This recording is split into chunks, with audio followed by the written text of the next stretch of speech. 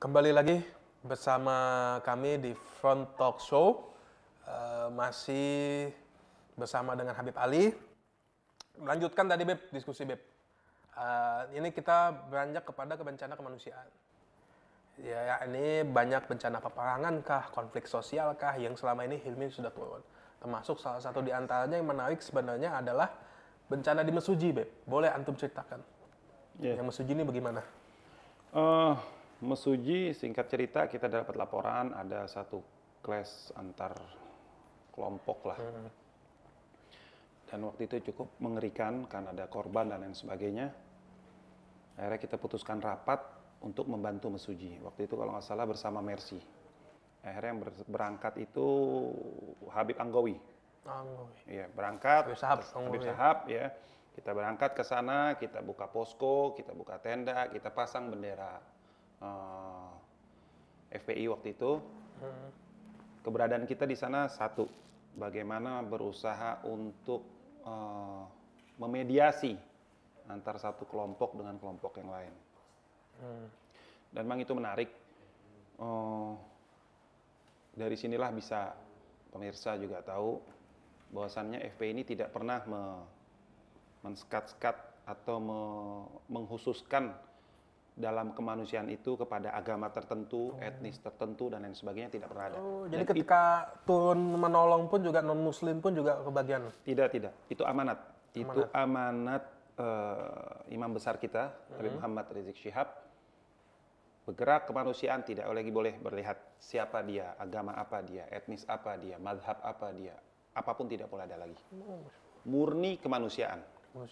Jadi apakah ada yang kita tangani selain muslim? Banyak.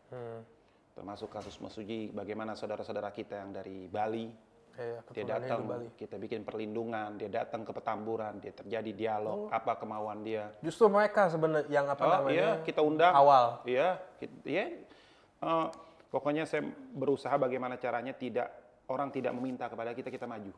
Dan mereka ternyata sangat luar biasa, mereka datang, itu orang-orang keluarga, mungkin dia tidak seagama sama kita, tapi dia sebangsa, setanah air. Mereka saudara-saudara kita. Kunci itu. Dia bukan saudara muslim kita, tapi dia saudara kita sebangsa, setanah air. Dan itulah yang selalu beliau tekankan, Habib Rizik. Beliau duduk bareng, bicara, dan kasus seperti itu sering. Walaupun tidak ditangani nama Hilmi, banyak hal-hal di rapat DPP dahulu kala ketika Habib memimpin rapat, ada non-muslim, ada etnis Tionghoa, ada dan sebagainya. Ketika ada masalah-masalah, dia duduk, kita dengar, dan disitulah kita dipelajari, mendapatkan pelajaran yang luar biasa. Luar biasa. Jadi seperti itu. Mesuji kita bantu, ya dengan kemampuan kita. Kurang lebihnya seperti itu. Termasuk juga selain masalah Mesuji juga, gimana Beb masalah Palestina yang lagi menghangatnya? Apa sebenarnya yang kegiatan Hilmi ini terkait Palestina? Ya, kemarin saya sempat tanya sama Ustadz Sobri, karena itu belum di zaman saya, ada komite pembebasan Aqsa.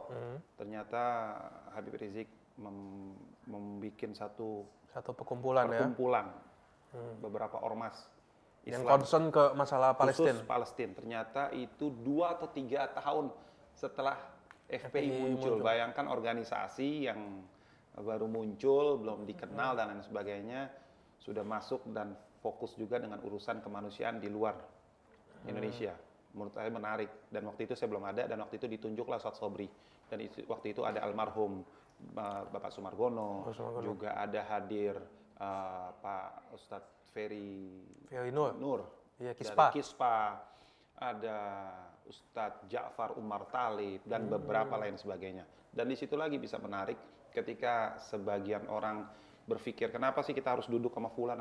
Habib tidak pernah melihat itu. Bicara kemanusiaan, bicara Islam, bicara dan lain sebagainya, bisa Indonesia. Habib berusaha untuk merangkul semua yang ada.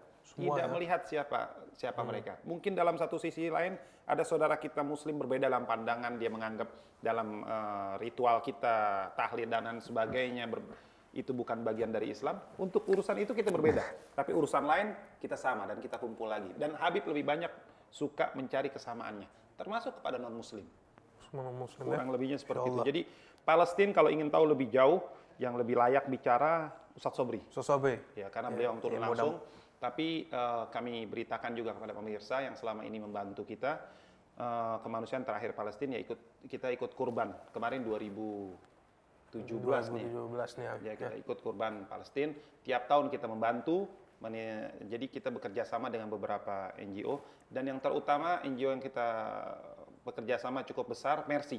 Mercy. Ya. Yang bangun rumah sakit itu. Bangun rumah sakit, ternyata kita punya ruangan khusus. Yang bank darah. Bank darah. Bank darah. Kurang FPI. lebih kita menyumbang 1 sampai 1,5 miliar. Kalau nggak salah 2, Beb. Sampai kali itu. Dua tahap ya. Ah. Ya kurang lebih seperti itu.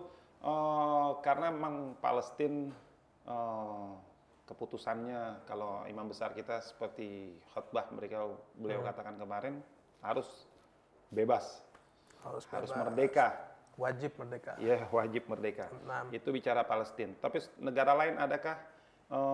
Insya Allah sekarang juga kita lagi ingin buka rekening khusus Yaman karena kondisi Yaman sangat memprihatinkan. Kemanusiaan di Yaman kita akan bantu, insya Allah, mohon doanya. Tapi kita lagi mau bikin rekeningnya dulu khusus Yaman. Jadi tidak kemana-mana. Dan yang udah kita lakukan lagi Bangladesh, Myanmar, Rohingya. Ya, jadi. Nah, Beb, boleh tuh Beb cerita Beb Rohingya. Rohingya, gimana, Beb? Jadi memang izin visanya agak susah. Yang berangkat kemarin dapat, akhirnya Ustadz Sobri dengan seseorang yang tidak mau disebutkan. Mengutus satu orang ya? Mengutus satu orang. Wah, enggak, kita utus 3 orang, 4 orang. Untuk masuk?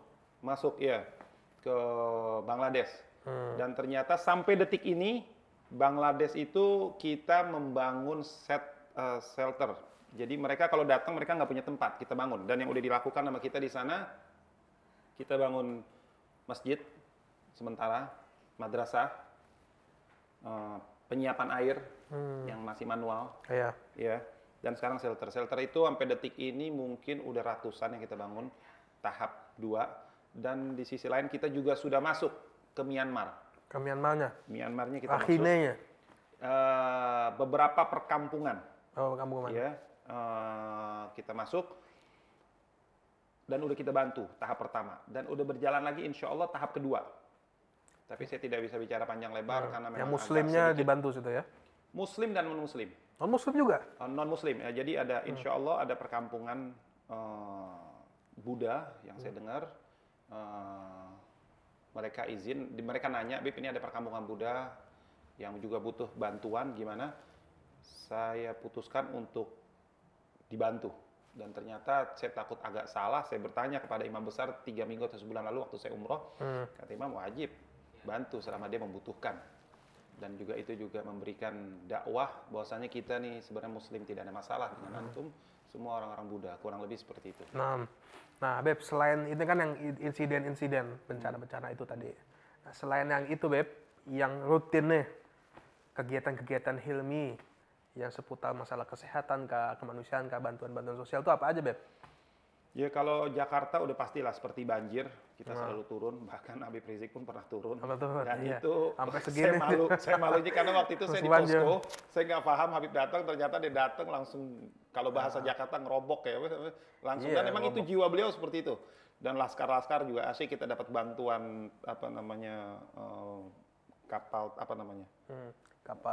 perahu karet ya. Perahu karet. Waktu itu dari TNI atau dari Polri yang membantu kita untuk Habib bisa masuk. Tapi ya begitu, Habib tuh demen spontanitas kayak begitu tuh demen sekali. Selain kebanjiran yang ada di Jakarta dan lain sebagainya, yang menjadi bukan menjadi masalah, menjadi banyak permintaan itu bedah rumah. Bedah rumah? Iya. Bedah rumah ini menarik ya sebenarnya. Berawal dari kebanjiran juga. Jadi ketika kita banjiran, nengok bersama Habib, kebanjiran waktu itu di Pasar Minggu. Ya? Iya. Anda datang tuh waktu peresmian. Kita lihat di situ, masuk rumah, lihat ternyata ada rumah seorang janda yang udah mau hancur. Bahkan ketika Habib masuk, ada yang bilang, Bib hati-hati, ini takut rubuh malah. Akhirnya begitu Habib keluar, Habib tinggal nunjuk, Ali tolong rapihin. Disitulah akhirnya kita berpikir untuk ada kegiatan namanya bedah rumah. Dan bedah rumah yang kita lakukan cukup banyak. Cukup banyak ya? Di luar Aceh, gempa Aceh. Gempa Aceh? Gempa Aceh itu kita membangun kurang lebih hampir 125 rumah. Target kita 150. Tapi tidak memenuhi target karena ada hal-hal yang Ya mudah-mudahan kondisi di lapangan lah. ke depannya terpenuhi. Oh insya Allah. Insya Allah. Di Aceh udah berapa tempat kita bangun rumah sementara, kurang lebih seperti itu. Belum lagi ada lagi, tapi mungkin saya teruskan apa gimana nih? Ya kita lanjutkan lagi diskusinya Beb. Ya jadi kita lanjutkan diskusi ya apa namanya karena masih banyak hal yang perlu digali dari Habib Ali. Kalau bicara banyak benar. Iya makanya. Ini di luar yang anak-anak lakukan ya. Ini anak-anak banyak melakukan yang tidak melapor kepada kita. Ya, makanya kita lanjutkan lagi Beb. Makanya jangan kemana-mana sahabat kemanusiaan. Kita lanjutkan lagi diskusi dengan Habib Ali. Kita rehat sejenak.